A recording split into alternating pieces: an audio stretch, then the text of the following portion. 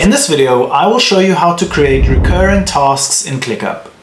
If this guide helps, please consider liking and subscribing so others can see it too. What's up guys, my name is Kyle from Guidewise. Select the task that you would like to be repeated. For this video, I will add a new one and name it weekly meeting. Then select it and you will have a number of different options appear. Go to dates and select start. Scroll down until you see set recurring. You can then set the date that this meeting will start. So we will set it to Friday and then it can recur forever or up to a certain date. You can also set how often this meeting recurs: daily, weekly, monthly, yearly, days after, or custom. Once you have added the necessary settings, simply hit save. If this video helped, don't forget to like and subscribe.